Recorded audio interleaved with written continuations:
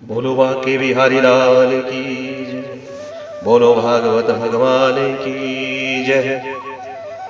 बोलो लक्ष्मी नारायण भगवान की जय। कल हमने अष्टम स्कंद का विश्राम किया। आज हम श्रीमद् भागवत महापुराण के 9वें स्कंद में प्रवेश करते हैं और वेवसमन मनु के पुत्रों का चरित्र, महर्षि च्वेन एवं सुकन्या का चरित्र, नाभाग, अम्बरीश, शगर और भागीरथ आदि अन्य सूर्य वंशों का चरित्र, गंगा अवतरण की कथा और चंद्रवंश का वर्णन आज हम करेंगे। आइए सभी मिलकर के भगवान के इन सुंदर चरित्रों का श्रवण करके अपने जीवन को धन्य और आनंद बनाएं। 9वें स्कंद में 24 अध्यायों में से 12 अध्याय में सूर्य वंश का वर्णन है, जिसमें आए हमारे श्री राम जी, और बाद में 12 अध्याय में चंद्रवंश का वर्णन है, जिसमें आए हमारे श्री श्याम जी। सुखदेव जी महाराज कहते हैं कि हे राजा परीक्षित, अब हम तुम्हें सूर्य वंश का वर्णन सुनाते हैं, परंतु विस्तार से सुनना संभव नहीं है, क्योंकि विस्तार पूर्वक सूर्य वंश की चर्चा 100 वर्षों में भी पूरी नहीं हो सकती। और हम आपको ये बताना चाहते हैं कि जब श्रीमद् भागवत कथा का विश्राम होगा, उसके बाद में श्री रामचंद्र जी के रामचरितमानस का हिंदी में अनुवाद करके हम आपको सुनाएंगे। और ये श्रीमद् भागवत कथा का जो हमारा चैनल है, इस चैनल के माध्यम से आपको सभी पुराण धीरे धीरे क्रमवश हम सुनाने का प्रयत्न करेंगे। तो आप सभी हमारे चैनल को सब्सक्राइब करें, लाइक करें और आगे ये सब कथा सुनते रहें। चलिए, इसलिए अति संपेक्ष में इसमें श्रवण करो। भगवान श्रीमद् नारायण प्रभु के दिव्य नाभि कमल में ब्रह्मा जी का जन्म हुआ। ब्रह्मा जी के बेटा हुए मारीच मुनि, मारीच के बेटा हुए कश्यप मुनि, और कश्यप जी के बेटा विवस्वान सूर्य। इन्हीं से चला सूर्य वंश। विवस्वान सूर्य के पुत्र हुए श्रद्धादेव मनु, जिनकी श्रद्धा नामक पत्नी से कई संतानें नहीं हुई। सूर्य वंश में सभी राजाओं को संतान की समस्या प्राय रही है। प्रारंभ से ही यह समस्या बनी रही। मनु महाराज के भी कोई संतान नहीं होती, तो सूर्य वंश के आदि गुरु श्री वशिष्ठ जी महाराज है। राजा ने उनसे प्रार्थना की तो वशिष्ठ मुनि महाराज ने पुत्रेष्टि यज्ञ करवाया। राजा चाहते हैं कि पुत्र हो, परंतु रानी चाहती है कि पुत्री हो। महारानी जी के ने हवन में नियुक्त ब्राह्मणों से कहा कि हे ब्राह्मण देवताओं, ऐसा मंत्र पढ़ना कि मेरे यहाँ पुत्री हो जाए। यदि पुत्री हो गई तो आप सबको मालामाल कर दूंगी, बहुत दक्षिणा दिलवाऊंगी, और यदि बेटा हो गया तो सब पंडितों की दक्षिणा काट दी जाएगी। याद रखना, ब्राह्मणों ने मंत्र पलट दिए। महारानी श्रद्धा सूर्यवंश की प्रथम देवी है, जो कि बेटी के लिए संघर्ष कर रही है। अन्यथा बेटी के नाम पर सबसे ज्यादा मुंह बिगड़ता है तो वह माताओं का। परिणाम यह हुआ कि महारानी जी की इच्छा अनुसार उनके गर्भ में एक बालिका का जन्म हो गया। पुत्री को पाकर के रानी गदगद हो गई, लेकिन महाराज राजा उदास हो गए। उदास राजा वशिष्ठ जी के पास जाकर बोले कि हे गुरुजी, यह तो सब गड़बड़ हो गई। मैंने तो पुत्र चाहा था, परंतु मेरे यहाँ तो पुत्री आ गई। गुरुजी को भी बड़ा आश्चर्य हुआ। हवन करने वाले होता ब्राह्मणों से जब गुरुजी ने पूछा कि अरे ब्राह्मणों, सच सच बताओ, क्या तुमने कुछ गड़बड़ किया? ब्राह्मणों ने सारा हाल गुरुजी को सुना दिया। सारा हाल जान करके वशिष्ठ जी महाराज बोले कि क्यों भाई, तुम दोनों पति पत्नी एक मत नहीं हो और ब्राह्मणों को बीच में फंसा दिया। अब हम लोग क्या करें? यदि बेटा चाहते होता तो रानी उदास हो जाती, और बेटी हुई तो तुम उदास हो गए। अब जो हो गया सो हो गया। राजा बोले नहीं महाराज, मुझे बेटा ही चाहिए। गुरुजी कहने लगे अब चाहने से क्या होता है, अब तो बेटी हो गई। राजा ने कहा नहीं गुरुदेव, यदि आप चाहें तो और भी हो सकता है। यदि आप चाहें तो ये बेटी ही बेटा बन सकती है। इसी प्रकार जब खूब अनुनय विनय किया राजा ने, तो गुरुजी को भी दया आ गई, और फिर गुरु वशिष्ठ जी ने उस बालिका को ही बालक बना दिया। बाद में मनु महाराज के इक्ष्वाकु, नृग, सरियाति, दिष्ट, घट, करुष, निरिशंत, पुषद्र, नभग, कवि आदि 10 पुत्र हुए। इन 10 पुत्रों से ही सूर्य वंश का विस्तार हुआ। इनमें शर्याती नामक जो पुत्र थे, उनकी एक बेटी हुई जिनका नाम सुकन्या। उस सुकन्या के ने ही धोखे से अनजाने में स्वयं मुनि के नेत्र फोड़ दिए थे, तो स्वयं मुनि ने साथ उसका विवाह हुआ। बाद में स्वयं मुनि ने अश्विनी कुमारों के प्रभाव से नवयौवन प्राप्त कर लिया था। इन्हीं शर्याती जी के वंश में महाराज रेवत हुए। इनके 100 पुत्रों में सबसे बड़ा था कुकुदमी, जिसकी उसकी बेटी थी रेवती। जिन्हीं रेवती का विवाह बलराम जी के साथ संपन्न हुआ। सुखदेव जी महाराज कहते हैं कि हे राजा परीक्षित, मनु महाराज के जो दूसरे बेटा थे, जिनका नाम था नभक, नभक के आगे बेटा हुए नाभाग, और नाभाग के बेटा हुए परम भागवत श्री अम्बरीश जी महाराज। पर परम वैष्णव अम्बरीश जी महाराज भगवान के अनन्य भक्त सप्तद्वीप वसुंधरा के अधिपति होकर भी प्रभु की अष्टयाम सेवा करते थे। सैवी मनः कृष्णापादारविंद योरवचंसि ही वैकुंठे गुणानुवर्णने। अम्बरीश महाराज का नियम था कि अपने कानों से सदा भगवान की कथा सुना करते थे। वाणी से गोविंद के सतत गुणगान किया करते थे। सम्राट होकर भी ठाकुर जी के मंदिर में झाड़ू लगाने की सेवा वे स्वयं अपने हाथों से करते थे। किसी दास दासी का कोई सहयोग नहीं। ठाकुर सेवा में ऐसी अद्भुत सेवा, अरे और तो और गेहूं भी अपने हाथ से पीसते थे, जिससे ठाकुर जी का प्रसाद तैयार करना होता था। न जाने कोई कैसे बीनेगा, कैसे पीसेगा, तो अपने ही हाथों से चक्की चलाते थे। एक बार तो चक्की चलाते चलाते पसीना आ रहा था कि अचानक दिव्य सुगंध और दिव्य शीतल मद सुगंध हवा आने लगी। पीछे मुड़कर के देखा तो स्वयं ठाकुर जी अपने पीतांबर से उन्हें हवा कर रहे थे। जो अम्बरीश महाराज ने देखा तो चरणों में लिपट गए।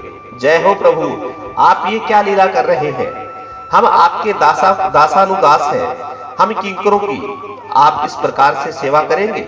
भगवान बोले, भैया तू इतना बड़ा सम्राट होकर भी मेरे लिए चक्की चलाता है, झाड़ू लगाता है, तो क्या मैं तेरे लिए हवा भी नहीं कर सकता?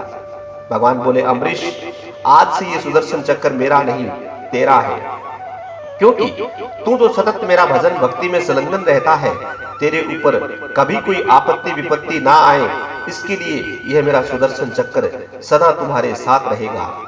देखिए, भक्त जब अपना सर्वस्व भगवान को आत्म निवेदन कर देता है तो उसकी सारी जिम्मेदारी भगवान के अपने हाथ में ले लेते हैं।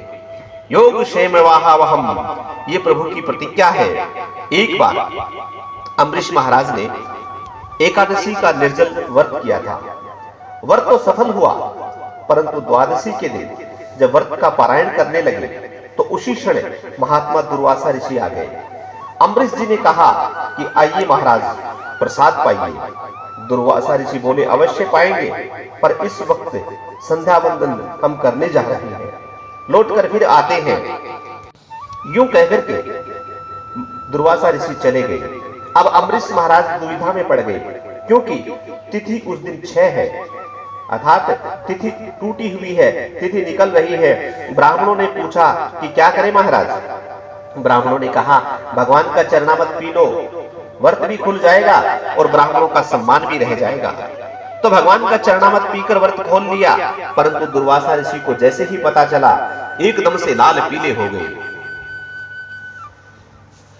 मेरे जैसे अतिथि ब्राह्मण को निमंत्रण करके पहले ही तूने व्रत का पारायण करके कैसे बैठ गया? अभी इसका फल चखाता हूं। क्रोध में भरे हुए दुर्वासा ऋषि ने अपनी जटा में से एक जटा उखाड़कर धरती पर पटक दी, जिससे एक भयंकर कृत्या पैदा हो गई। विकराल मुंह फाड़कर राजा को खा जाने के लिए दौड़ी। राजा तो हाथ जोड़कर खड़े हो गए कि भगवान के सुदर्शन चक्र ने सावधान होकर तुरंत कृत्या को भस्म कर दिया, और दुर्वासा मुनि के पीछे पड़ गए। जो भगवान का अमोघ चक्र देखा कि दुर्वासा ऋषि भागते भागते उनको रास्ता नहीं मिला। अब आगे आगे दुर्वासा ऋषि पीछे पीछे भगवान नारायण का सुदर्शन चक्र दौड़े दौड़े ब्रह्मा जी की शरण में गए कि हे प्रभु, इस सुदर्शन चक्र से मेरी रक्षा करो। सुदर्शन चक्र का नाम सुनते ही ब्रह्मा जी घबरा गए और दुर्वासा जी को वहां से भगा दिया। भगवान शंभु की शरण में गए कि हे भोलेनाथ, मैं तो आपका बच्चा हूं, मेरी इस सुदर्शन चक्र से रक्षा करो। भोलेनाथ ने कहा, तमेव शरणम याहि, जिनका ये सुदर्शन चक्र है उसी की शरण में जा। तब जाकर दुर्वासा ऋषि भगवान नारायण के चरणों में जा गिरे। कहा कि हे प्रभु, ये सुदर्शन चक्र आपका ही अमोघ है, अस्त्र है और आप अनन्य ब्राह्मण भक्त हैं। अपने सुदर्शन चक्र से मुझ ब्राह्मण की रक्षा करें। भगवान बोले, मुझे भी स्वतंत्र ना समझिए महाराज, मैं भी पराधीन हूं। दुर्वासा ऋषि के होश उड़ गए। आज नारायण भी कह रहे हैं कि मैं भी पराधीन हूं। भगवान अपना पारतंत्र स्वीकार कर लेते हैं। रामचरितमानस में तो नारद जी ने खूब आरोप लगाया है, परम स्वतंत्र न सिर पर कोई, परंतु भगवान भागवत में अपनी परतंत्रता स्वीकार करते हैं। अहम भक्त पराधीनो हो, हा स्वतंत्र इव द्विजः, साधु भीर्गद्यो भक्ते भक्त जन प्रिय। दुर्वासा ऋषि, मैं अपने अम्बरीश जैसे भक्तों को सर्वदा अधीन रहता हूँ। जैसे परम पवित्रता स्त्री पति पारायण होकर अपनी सेवा के बल पर पति को अपने अधीन कर लेती है, वैसे ही इन भक्तों ने मेरे पारायण होकर मुझे अपने वश में कर लिया है। जो अपना सर्वस्व त्याग कर मेरी शरण में आ जाते हैं, उन भक्तों को मैं कैसे त्याग सकता हूँ। ये परम भक्त सदा मुझे अपने हृदय में बांध कर रखते हैं, तो मैं भी इन भक्तों को अपने हृदय में रखता हूँ। ये भक्त मेरे अतिरिक्त किसी और को नहीं जानते, तो आज मैं भी कहता हूं कि मैं भी इन भक्तों के अलावा किसी और को नहीं जानता। दुर्वासा ऋषि कहने लगे, तो आज क्या भागवत शरणागति व्यर्थ जाएगी? अरे भगवान की शरणागति से बढ़कर तो कोई शरणागति हो ही नहीं सकती। मैं समर्थ नारायण की शरण में आया हूं। हे प्रभु, आप ही हाथ उठाकर कह रहे हो कि मैं असमर्थ हूं। आपकी शरणागति कलंकित हो जाएगी महाराज। भगवान बोले, नाना, मेरी शरणागति व्यर्थ नहीं जाएगी। उपायम कथयिष्यामि, मेरी शरण में आए हुए को बचाने का मैं उपाय बता रहा हूँ। जिस वैष्णव का तुमने अपराध किया और कर करके यहाँ आए हो, उसी के पास चले जाओ, वह बचाएगा। तब बेचारे दुर्वासा मुनि वापस मुड़ना पड़ा और तब जाकर के 1 वर्ष बीत चुका था। 1 वर्ष के बाद दुर्वासा ऋषि भागकर वापस अम्बरीश ऋषि के चरणों में गिर गए। अम्बरीश ऋषि ने उठ करके हृदय से लगा लिया कि महाराज, उल्टी गंगा ना बहाइए, ये दास आपका अपराधी है, मुझे क्षमा करो। अम्बरीश ने उठ करके हृदय से लगा लिया, महाराज, ये उल्टी गंगा ना बहाइए, ये दास आपका अपराधी है, मुझे क्षमा करो। दुर्वासा ऋषि बोले कि और इन बातों में बात करते रहेंगे तो पहले इस सुदर्शन चक्र को शांत करिए अम्बरीश महाराज। 1 वर्ष से लगातार मैं भाग रहा हूं। तब अम्बरीश महाराज ने सुदर्शन चक्र की स्तुति की और प्रार्थना पूर्वक कहा कि यदि हमारे सूर्य वंश में हमारे पूर्वजों ने सदा ब्राह्मणों को अपना इष्ट मानकर पूजा हो, हमारे हृदय में सच्ची ब्राह्मणों के प्रति यदि निष्ठा हो और भक्ति हो, तो हे सुदर्शन महाराज, इस ब्राह्मण को आप अपने ताप से मुक्त कर दो। तुरंत सुदर्शन चक्र शांत हुए। तब दूसरी सौगंध ली कि मैंने समस्त प्राणियों में सचमुच अपने प्रभु का ही दर्शन किया हो, कभी किसी का अहित स्वप्न में न सोचा हो, कभी से उसी भावना के प्रति की हो, तो नारायण से प्रीति होती है। नारायण का ही सब में दर्शन कर सब में मैंने अपना प्रेम किया हो, और यदि वाणी मेरी सत्य है तो हे सुदर्शन चक्र, तुम शांत हो जाओ। ये शपथ सुनी तो सुदर्शन चक्र शांत हो गए। दुर्वासा की सांस में सांस आई। कान पकड़कर कहने लगे दुर्वासा ऋषि की, हे प्रभु, आपके चरण आश्रित भक्तों का महत्व है आज मैंने खूब अच्छी तरह से देख लिया।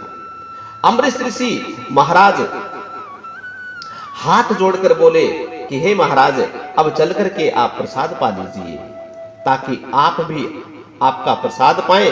दुर्वासा ऋषि बोले, तो क्या आपने अभी तक प्रसाद नहीं पाया? राजा बोले, अरे प्रभु, आपका निमंत्रण था, आपको प्रसाद पुआए बिना मैं कैसे पा लेता। दुर्वासा ऋषि बोले, राम राम, अनर्थ हो गया, हम तो सोच रहे थे कि तुम पाकर बैठे हो। 1 वर्ष तक अम्बरीश महाराज ने ब्राह्मण का निमंत्रण कर चुके थे, इसलिए भोजन नहीं किया। ऐसे परम भागवत अम्बरीश मुनि महाराज हुए।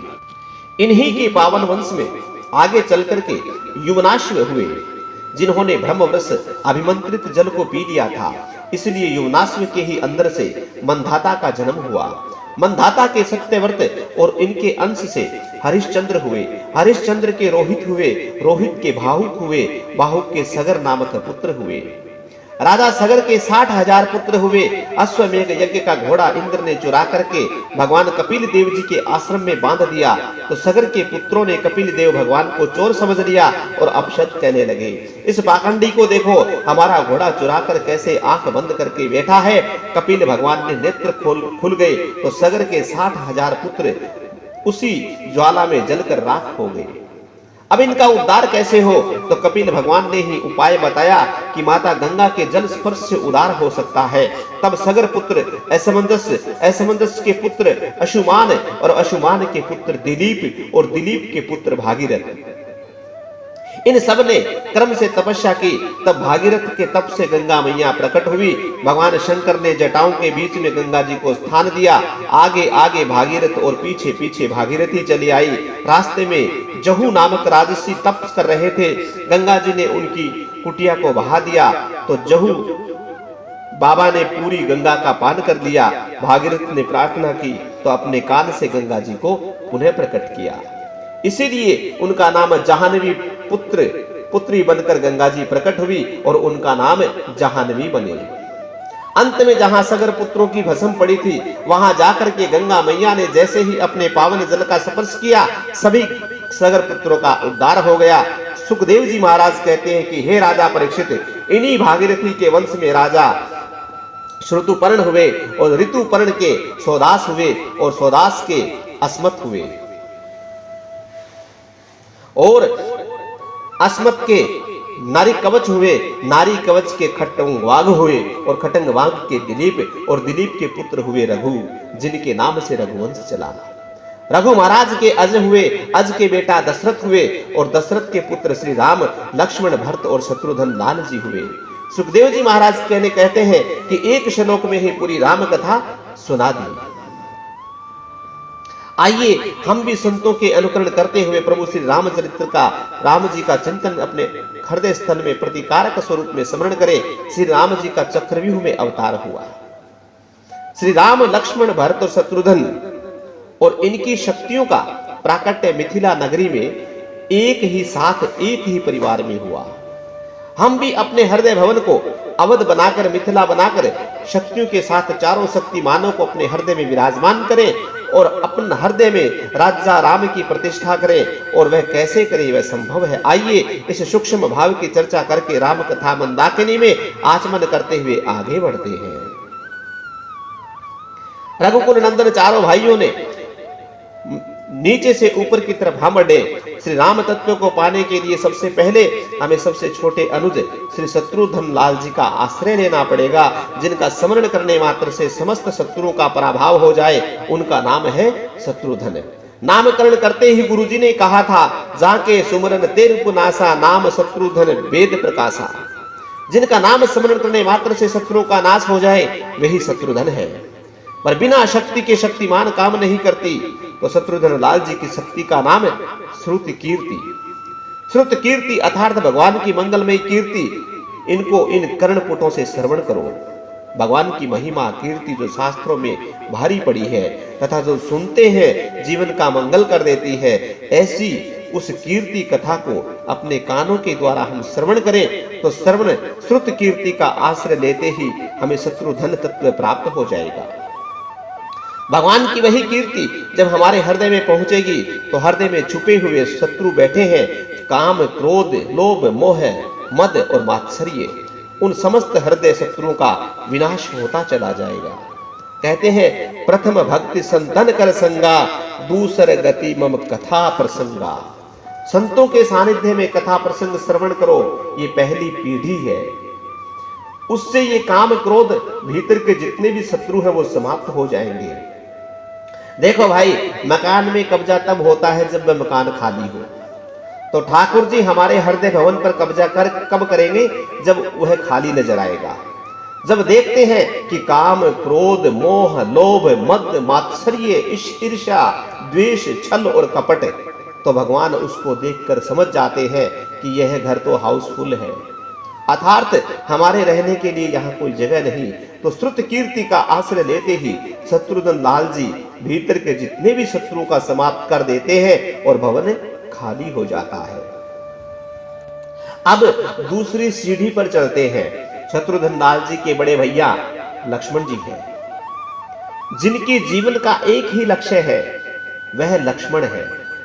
और लक्ष्मण जी का लक्ष्य भी एक है, उन्हें राम जी के अतिरिक्त किसी कोई दूसरी चीज से मतलब ही नहीं है। ये शास्त्र कहते हैं, मातृ देवो भवै, पितृ देवो भवै, आचार्य देवो भवै। और यही शिक्षा राम जी ने लक्ष्मण जी को भी दी कि हे भैया लक्ष्मण, भरत शत्रुघ्न मामा जी के यहाँ गए हुए हैं और माता पिता ने हमें वन जाने की आज्ञा मिल चुकी है। अब सारी अयोध्या का दायित्व तुम्हारे कंधे पर है, इसलिए हे लक्ष्मण, अब यहाँ रहकर अयोध्या में माता पिता की सेवा करो। परंतु लक्ष्मण जी ने तो सीधा जवाब दे दिया, मुझे किसी से कोई मतलब नहीं। गुरुपित मात न जानहु काहू, करो स्वभाव नाथ पति पाहु। अब तुलना करें, यहां तीनों का नाम ले लिया, मातृ देवो भवै, पितृ देवो भवै, आचार्य देवो भवै। और लक्ष्मण जी कहते हैं गुरुपित मात न जानहु को। राम जी बोले, ये तुम क्या बोल रहे हो? गुरु पिता और माता को मैं नहीं जानता हूं। अरे भाई, जब माता पिता गुरु को नहीं मानते तो फिर संसार में किसे मानते हो तुम? लक्ष्मण जी महाराज बोले, संसार में जितने भी नाते हैं, मैं समस्त नातों को मैं आप में देखता हूं। मोरे सब ही तुम एक स्वामी, दीन बंधु उर अंतर जामी। माता रामो मम पिता रामचंद्र, स्वामी रामो मत सखा रामचंद्र। सर्वस्व में रामचंद्रो, दयालु निर्लहे, जाने नेव जाने न जाने। अन्य किसी को मैं नहीं जानता। भगवान बोले, तुम सही कह रहे हो, क्योंकि रोज कभी लोग मुझे प्रणाम करते समय यही कहते हैं, तमेव माता च पिता तमेव, तमेव बंधु च सखा तमेव, तमेव विद्या द्रविणम तमेव, तमेव सर्व मम देव देव। पर वे केवल कहते हैं और तुम तो कर रहे हो। लक्ष्मण जी बोले, हे दीन बंधु, क्या मुझसे कोई झूठ कह सकता है? क्या तुमसे कोई झूठ कह सकता है? और मैं झूठ कह भी रहा हूं, या केवल वाणी से कह रहा हूं, या हृदय से कह रहा हूं, ये मुझसे ज्यादा आप समझ सकते हैं। आप तो सबके अंतर्यामी हो, भीतर छुपे बैठे हो। आप ही भीतर झांक कर जरा देखिए, मैं कहां से कह रहा हूं। और लक्ष्मण जी के इस हृदय की भावना को जब भगवान जान गए तो प्रसन्न होकर बोले, अच्छा तो कोई बात नहीं, माता जी से आज्ञा लो और चलो हमारे साथ। ऐसा ही लक्ष्य जब हमारे जीवन में सुदृढ़ हो जाएगा, भगवान की हमारे सर्वस्व जीवन धन बन जाएंगे, तो समझ लो कि हमारे जीवन में श्री लखन जी महाराज प्रकट हो गए। अब लक्ष्मण जी अकेले नहीं रह सकते, उनकी शक्ति है उर्मिला देवी, और उर्मिला देवी भी प्रकट होगी। अर्थात जब लक्ष्य लक्ष्मण जी की तरह सुदृढ़ होगा, सुनिश्चित होगा, एक हो जाएगा, तो हमारे हृदय में प्रभु से मिलने की उत्कंठा का हृदय होना प्रारंभ हो जाएगा। यही समझ लो कि उर्मिला प्रकट हो गई। उर्मे प्रभु ने मिलने की उत्कंठा का हृदय होना भी उर्मिला शक्ति की जागृति है। प्रभु कहां मिलेंगे, कैसे मिलेंगे और कब मिलेंगे, इसकी निरंतर उत्कंठा बढ़ती चली जाए तो समझ लो कि लक्ष्य सुदृढ़ है। और हमारी उत्कंठा बढ़ रही है, और लक्ष्मण जी और उर्मिला का जोड़ा वहां प्रकट हुआ हृदय भवन में, तब हमने 2 सीढ़ियां पार कर ली। अब तीसरे भाई है भरतलाल जी। भरत का अर्थ है भर देने वाला। भरत जी साक्षात श्री रामचंद्र जी के प्रेम विग्रह है। इनके भीतर श्री रामचंद्र जी का प्रेम इतना लबालब भरा हुआ है कि जो इनका स्मरण करता है, उनके हृदय को भी प्रेम, राम प्रेम से परिपूर्ण भर देते हैं। विषय रस जो जीव में भरा है, उसे निकाल कर बाहर कर देते हैं और उसके भीतर राम रस भर देते हैं। यही भरने का काम भरत जी महाराज करते हैं।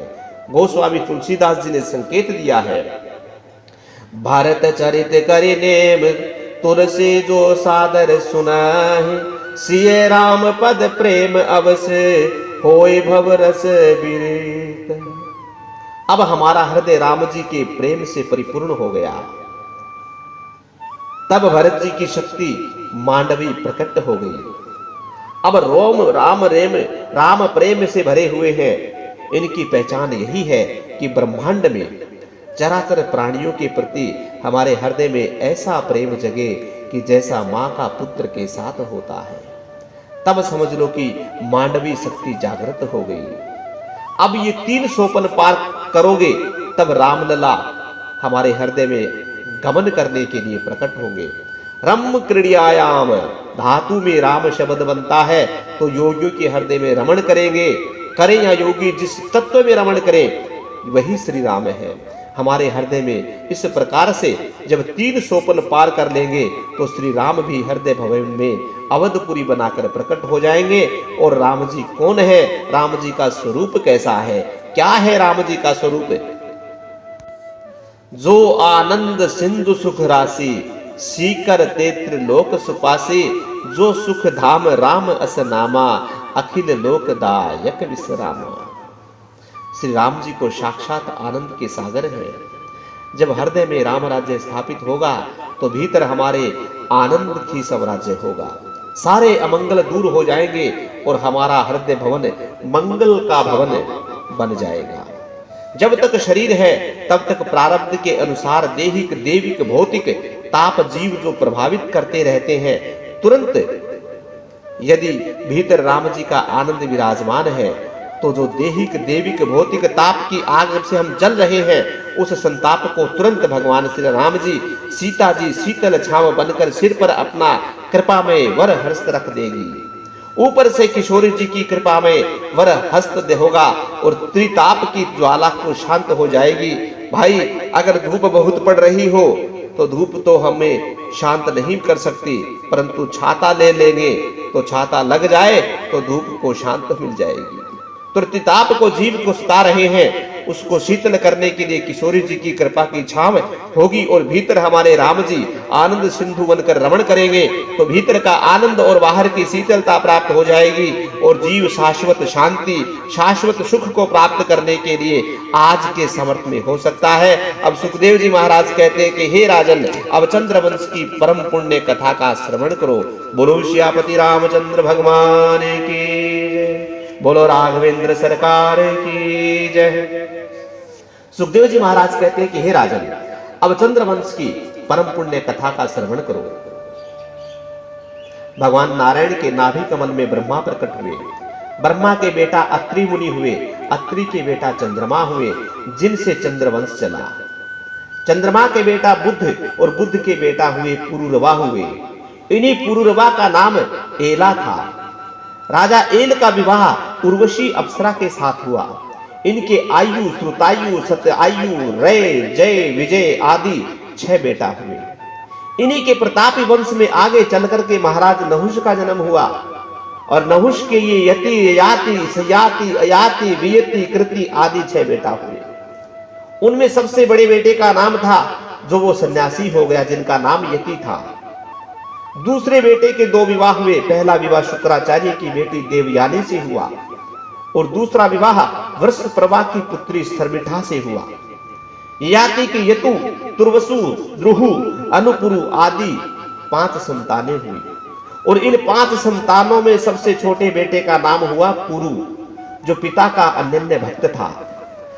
शुक्राचार्य जी के श्राप से जब ययाति बूढ़े हो गए, वह वृद्धा अवस्था में पुरु ने अपने ऊपर धारण कर दी और अपनी जवाना अवस्था युवा अवस्था अपने पिता को प्रदान कर दी। इसीलिए ययाति ने पुरु को ही चक्रवर्ती सम्राट घोषित कर दिया और बड़े पुत्रों को शापित किया कि तुम्हारे वंश में कोई चक्रवर्ती सम्राट नहीं होगा। सुखदेव जी महाराज कहते हैं, हे राजा परीक्षित, पुरुवंश में ही राजा दुष्यंत का जन्म हुआ। इनके बड़े ही प्रतापी पुत्र भरत हुए, जो बचपन से ही सिंहों के साथ क्रीड़ा किया करते थे। इन्हीं प्रतापी राजा के रांति देव हुए, जिन्होंने सूखा पड़ जाने पर प्रजा में अपना सर्वस्व खजाना लुटा दिया और 49 दिन तक स्वयं भूखे बैठे रहे। ऐसे प्रतापी राजा पुरुवंश में राजा परीक्षित, तुम्हारा भी जन्म हुआ है। तुम पुरुवंशी हो और पुरु महाराज के जो सबसे बड़े भाई थे, जिनका नाम यदु, उन्हीं से यदुवंश चला। यदुवंश में ही अजमिड, देवविड, शूरसेन, प्रभाति आदि बड़े बड़े प्रतापी राजा हुए। महाराज सूरसेन के बेटा अलक दुदुम्बी, इन्हीं का नाम वसुदेव है। वसुदेव की 7 पत्नियां थी, जिनकी 7वीं पत्नी देवकी के गर्भ से 8 संतानें हुई। आज की कथा हम यहीं विश्राम करेंगे और कल हम भगवान श्री कृष्ण के जन्म उत्सव में प्रवेश करेंगे, 10वें स्कंद में प्रवेश करेंगे। भगवान कृष्ण की अनुपम लीला का हम श्रवण करेंगे। इसी के साथ राधे राधे। बोलो बांके बिहारी लाल की जय, बोलो भागवत भगवान की जय, बोलो लक्ष्मी नारायण भगवान की जय, बोलो भक्तोर भगवान की जय। आज का आपके लिए प्रश्न ये है कि जब महाराज अम्बरीश एकादशी का व्रत करके पारायण कर रहे थे, उस समय दुर्वासा ऋषि आए और दुर्वासा ऋषि ने अपनी जटा को पृथ्वी पर देकर मारा। उस समय कौन प्रकट हुआ, उसका आपको नाम बताना है। इसी के साथ राधे राधे, जय श्री कृष्ण।